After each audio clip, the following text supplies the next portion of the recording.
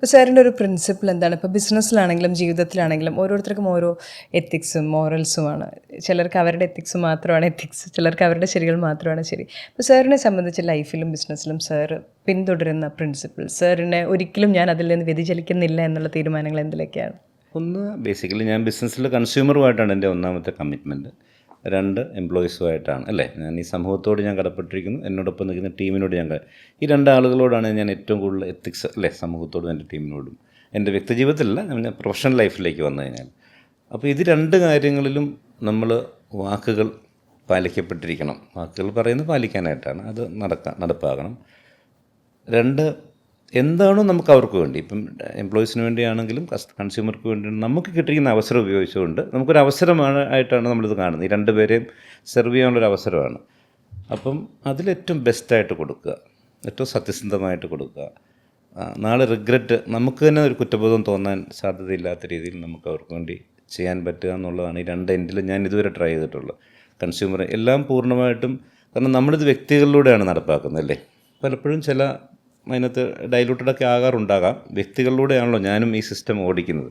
പക്ഷേ നമ്മുടെ കോർ ഫിലോസഫിയിൽ ഇതാണ്, നമ്മൾ കൺസ്യൂമറുടെ അടുത്തും നമ്മുടെ ടീമിൻ്റെ അടുത്തും നമ്മൾ ഏറ്റവും ജെന്യുവിനായിട്ട് അവർക്ക് വേണ്ടി നമ്മൾ നിൽക്കുക എന്നുള്ളതാണ്. അതിൽ സ്വാഭാവികമായിട്ടും അങ്ങനെ നിൽക്കുമ്പോൾ തിരിച്ച് ഈ സ്ഥാപനം വളരും, അല്ലേ, എന്നാണ് ഞാൻ വിശ്വസിക്കുന്നത്. നമ്മുടെ എംപ്ലോയീസും നമ്മുടെ കൺസ്യൂമറും നമ്മളുടെ ഉണ്ടെങ്കിൽ അങ്ങനെ ഒരു സ്ഥാപനം വളരാതിരിക്കാൻ ഒരു സാധ്യതയില്ലല്ലോ. നമ്മൾ ഏത് ലോജിക്ക് ഉപയോഗിച്ചാലും അത് വളരുമല്ലോ. പക്ഷെ അതിനുവേണ്ടി നമ്മൾ ചിലപ്പോൾ കുറേ ഗ്രീഡി ആകാതിരിക്കേണ്ടി വന്നേക്കാം. പെട്ടെന്നുള്ള മുമ്പേ നമ്മൾ ആദ്യമേ സഡൻ ഗ്രോത്ത് ചിലപ്പോൾ നമ്മൾ വേണ്ടെന്ന് വെച്ചേക്കാം. അതുപോലെ തന്നെ നമ്മൾക്ക് നല്ല ക്ഷമ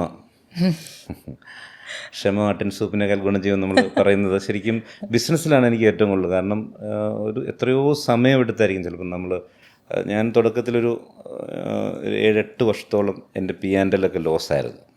അത്രയും ഇയേഴ്സ് കണ്ടിന്യൂസ്ലി. ഞാൻ ചെറിയ ലോസൊക്കെയാണ് ആ സമയത്ത്. ടേൺ ഓവർ ചെറുതാണ്. അപ്പോൾ സ്വാഭാവികമായിട്ടും ഇതിൽ നിന്ന് എക്സിറ്റ് ആകേണ്ട സമയം അപ്പോൾ തന്നെ എക്സിറ്റ് ആവും, കാരണം എനിക്കാണെങ്കിൽ വേറെ ഓപ്ഷൻസ് ഇല്ല. അപ്പം പക്ഷെ നമ്മൾ ആ ക്ഷമ എന്നുള്ള ഒരു ഫാക്ടർ, അത് ഇപ്പോൾ തിരിഞ്ഞു നോക്കുമ്പോൾ നമ്മളത് അറിയുന്ന ക്ഷമയായിരുന്നു എന്നുള്ളതേ. മറ്റേ നമ്മളൊരു ഓട്ടോ ആയിരുന്നല്ലോ. അപ്പം ക്ഷമ ഭയങ്കരമായിട്ട്, കാരണം ഇപ്പോൾ സ്റ്റാർട്ടപ്പുകളൊക്കെ തുടങ്ങുമ്പോഴും പെട്ടെന്ന് റിസൾട്ട് എന്നുള്ളതേ പല ആളുകൾക്ക് അതാണ് ഈ നിരാശ പലപ്പോഴും, അല്ലേ, നമ്മുടെ ആഗ്രഹത്തിൽ നിന്നാണല്ലോ. അപ്പം നമ്മളത് ക്ഷമയോടെ വെയിറ്റ് ചെയ്യുന്നു, റിസൾട്ട് പിന്നെ പതിയെ കിട്ടുന്നു. എംപ്ലോയീസിൻ്റെ കാര്യത്തിലും നമ്മൾ ഉദ്ദേശിക്കുന്ന രീതിയിൽ അവർ പെർഫോം ചെയ്യണമെന്നില്ല.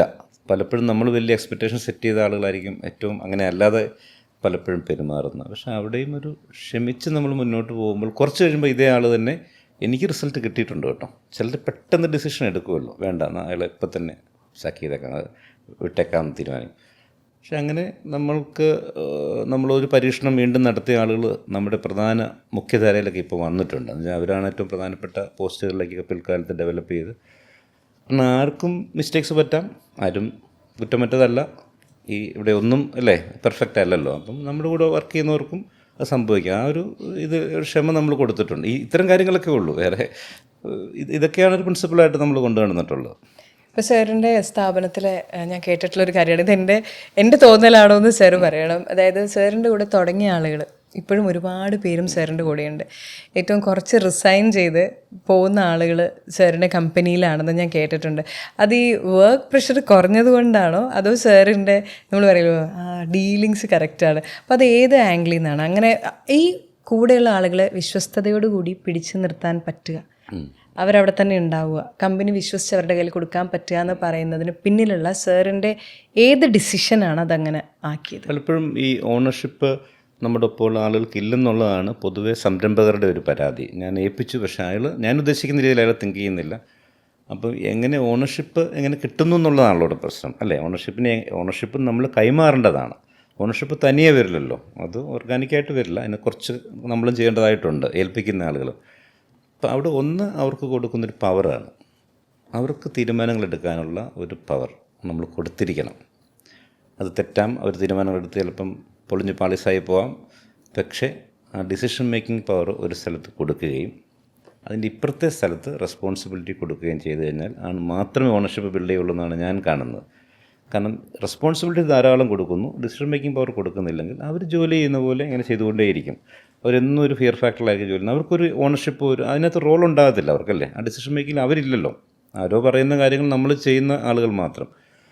ഞങ്ങളൊക്കെ ആദ്യം മുതൽ തന്നെ ട്രൈ ചെയ്യുന്നത് അവർക്ക് ഇൻഡിപെൻഡൻ്റ് ആയിട്ടുള്ള പവർ കൊടുക്കുന്നു.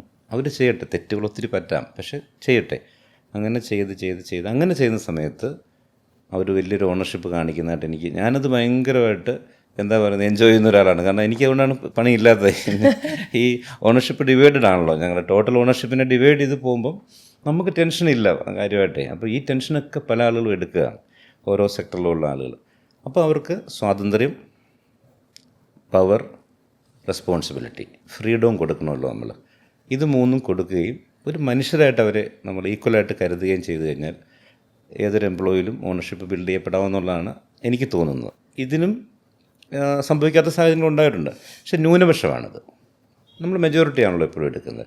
ഒറ്റപ്പെട്ട സംഭവങ്ങളെ നമ്മൾ എപ്പോഴും എടുത്ത് ജനറലൈസ് ചെയ്യുന്ന അത് പാടില്ലല്ലോ. ന്യൂനപക്ഷ കേസിൽ എനിക്ക് സംഭവിച്ചിട്ടുണ്ട്. ഞാനിങ്ങനെ ഫ്രീഡം കൊടുത്ത്, പവർ കൊടുത്ത്, റെസ്പോൺസിബിലിറ്റി കൊടുത്ത ആളുകൾ പവറൊക്കെ ഉപയോഗിച്ചു, പക്ഷേ റെസ്പോൺസിബിലിറ്റി അവർ ചെയ്തില്ല. അങ്ങനെ സാഹചര്യങ്ങളുണ്ട്. അത് പക്ഷേ ചുരുക്കമാണ്. ഭൂരിപക്ഷ സമയങ്ങളിലും തിരിച്ചത് പറ്റും. അപ്പോൾ ഞാനിപ്പോഴും ആ പ്രാക്ടീസ് തുടർന്നുകൊണ്ടിരിക്കുക. എന്ത് ചെയ്യണമെങ്കിലും അവരെ തന്നെ ഏൽപ്പിക്കും. നമ്മൾ അതിൽ പോയി ഇൻ്റർഫിയർ ചെയ്യാതിരിക്കുക, അനാവശ്യമായി കൈ കടത്താതിരിക്കുക, അനാവശ്യ അഭിപ്രായങ്ങൾ പറയാതിരിക്കുക. ഇങ്ങോട്ട് ചോദിച്ചാൽ നമ്മളൊരു അഭിപ്രായം അവരോട് പറയുക. പക്ഷേ അഭിപ്രായം ചിലപ്പോൾ പറയേണ്ട സാഹചര്യം അതുപോലെ ഉണ്ടെങ്കിൽ നമ്മൾ പറയേണ്ട രീതിയിൽ പറയാവുന്നുള്ളൂ. അപ്പോൾ അങ്ങനെ ഓണർഷിപ്പ് ബിൽഡ് ചെയ്യുമ്പോൾ സ്വാഭാവികമായിട്ടും അവരൊരു സ്വന്തം സ്ഥാപനം പോലെ, സ്വന്തം ഒരു കാര്യം പോലെ അവർ ചെയ്യുന്നു. വർക്ക് പ്രഷറിനെ കുറിച്ച് ഇപ്പോൾ ചോദിച്ചു, അതിന് മറുപടിയായിട്ട് ഞാനിത് പറയാം. പ്രഷറാണെന്ന് ഫീൽ ചെയ്യാതെ അവർ പ്രഷർ എടുക്കുന്നുണ്ട്. അവർക്കത് പ്രഷറാണെന്ന് തോന്നുന്നില്ല. പക്ഷേ വേറെ അറ്റ്മോസ്ഫിയറിലാണ് അത് ഹൈ പ്രഷറായിട്ട് അവർക്ക് തോന്നാം. ഈ ഫ്രീഡവും പവറും ഇല്ലാതെ സെയിം കാര്യം ചെയ്യുമ്പം വർക്ക് പ്രഷറായിട്ട് തോന്നുന്നു. പക്ഷേ അത് രണ്ടും ഉള്ളപ്പം പ്രഷറല്ല, റെസ്പോൺസിബിലിറ്റി ആയിട്ട് കരുതി വളരെ എൻജോയ് ചെയ്ത് ചെയ്യുന്നു. അപ്പം അത് ഞാനതൊരു ഭാഗ്യമായിട്ടാണ് ഏറ്റവും ഈ ബിസിനസ്സിൽ വന്നിട്ട് ഞാൻ കുറച്ചും കൂടെ വാസ്തവത്തിൽ മനുഷ്യബന്ധങ്ങളിൽ കുറച്ചുകൂടെ ശക്തമായ വിശ്വാസം എനിക്ക് കൂടുകയാണ് ചെയ്തത്. ഞാൻ അതിന് മുമ്പൊക്കെ സാധാരണ മലയാളികൾ എപ്പോഴും അങ്ങോട്ട് മനുഷ്യർ തമ്മിൽ വിശ്വാസം കുറവാണല്ലോ. അയ്യോ അതെ, ഇവരെന്നെ എങ്ങനെ നോക്കി ഒരു പ്രജുഡ്യൂസ് മൈൻഡ് പറ്റിക്കും. പ്രത്യേകിച്ച് മലയാളികൾ എപ്പോഴും അങ്ങനെയാണ്. പക്ഷെ എൻ്റെ ഒരു എക്സ്പീരിയൻസ് ഞാൻ വല്ലാതൊരു മനുഷ്യവിശ്വാസിയായിട്ട് മാറി. കാരണം നമ്മളെ ആളുകളിങ്ങനെ എക്സ്പീരിയൻസ് എനിക്കെപ്പോഴും നല്ലതാണ് കിട്ടുന്നത്, നമ്മുടെ ടീമിൻ്റെ ഇടയിൽ നിന്ന് കിട്ടുന്നത്. അപ്പോൾ അങ്ങനെ കിട്ടി നമുക്ക് ഭയങ്കര ഇപ്പം സമൂഹത്തിലുള്ള മറ്റൊരാളെയും എനിക്ക് അങ്ങനെ കാണാൻ പറ്റുന്നുണ്ട്. മനുഷ്യർ പൊതുവിൽ നല്ലതാണെന്നുള്ളൊരു തിരിച്ചറിവ് എനിക്ക് സ്ഥാപനത്തിൽ നിന്ന് ആദ്യം കിട്ടിയത്. പിന്നെ നമ്മുടെ ഇടപഴകിയ മറ്റാളുകളും അത് തരുന്നുണ്ട്. അപ്പം വളരെ അപ്പോൾ തിരിച്ച് നമുക്ക് ഗ്രാറ്റിറ്റ്യൂഡാണ് നമ്മുടെ വികാരം. ആ ഗ്രാറ്റിറ്റ്യൂഡ് വരുമ്പോൾ നമ്മൾ അവർക്ക് വേണ്ടി എന്തെങ്കിലും ചെയ്യാനായിട്ടുള്ള നമുക്കൊരു ത്വരയുണ്ടാവും അല്ലേ. അങ്ങനെ അങ്ങോട്ടും ഇങ്ങോട്ടും ഒരു കൊടുക്കൽ വാങ്ങലാണല്ലോ ഈ ഓഫീസിനകത്തുള്ള റിലേഷൻഷിപ്പ്, അങ്ങനെയാണല്ലോ. പിന്നെ ഈ നമുക്ക് ഏറ്റവും ഇഷ്ടമുള്ള കാര്യം നമ്മൾ ചെയ്യുമ്പോൾ അത് ഏറ്റവും നന്നായി ചെയ്യുമ്പോൾ ബാക്കിയെല്ലാം അതിൻ്റെ പിന്നാലെ വന്നോളൂ എന്നുള്ളതാണ്. നമ്മൾ ബിസിനസ് ചെയ്യുമ്പോൾ അതിൻ്റെ ബൈ പ്രോഡക്റ്റായിട്ട് വരുന്നതാണ് പണം.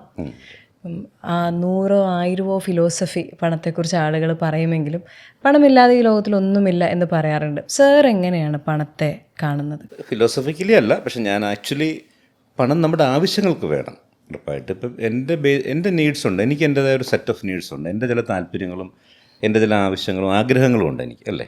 അതിനുവേണ്ടിയുള്ള പണം വേണം. എൻ്റെ ആഗ്രഹങ്ങൾ എൻ്റേത് മാത്രമാണ്, അത് മറ്റൊരാളുടേത് പോലെ ആകണം എന്നില്ല. അപ്പോൾ പലപ്പോഴും മറ്റൊരാളുടെ ആഗ്രഹത്തെ സ്വന്തം ആഗ്രഹം പോലെ നമ്മൾ ഇമിറ്റേറ്റ് ചെയ്യുമ്പോൾ പ്രശ്നമുണ്ട്.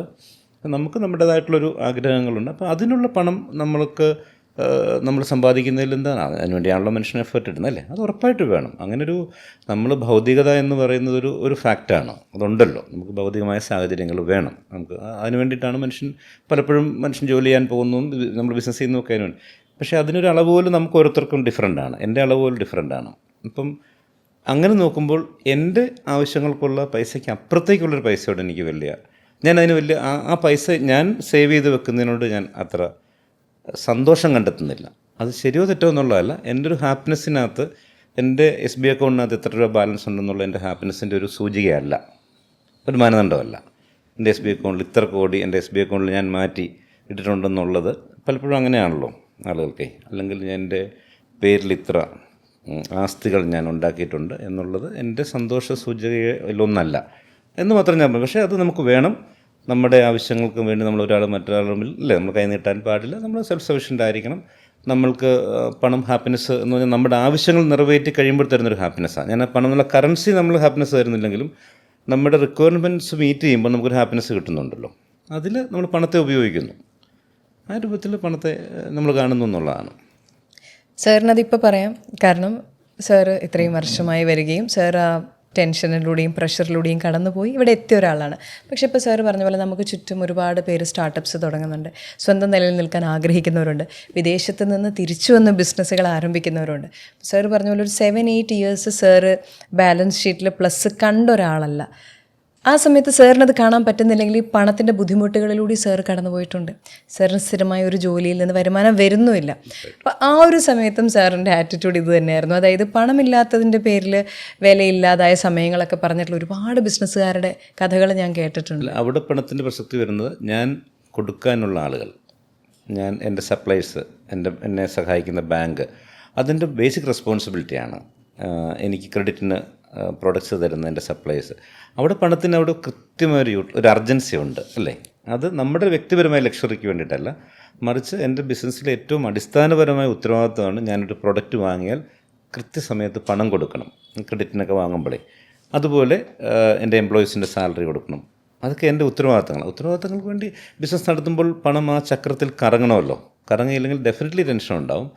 പിന്നെ രേണു ആദ്യം ചോദിച്ചത് പോലെ നമ്മുടെ വ്യക്തിഗതമായ ജീവിതത്തിന് വേണ്ടിയുള്ള പണത്തിൻ്റെ കാര്യത്തിലാണ് ഞാൻ ആദ്യം പറഞ്ഞത്. അതിനകത്ത് എൻ്റെ ആവശ്യങ്ങൾക്ക്, പരിമിതമായ ആവശ്യങ്ങൾക്കുള്ള പണമുണ്ടെങ്കിൽ ഐ എം ഹാപ്പി എന്നുള്ളതാണ്.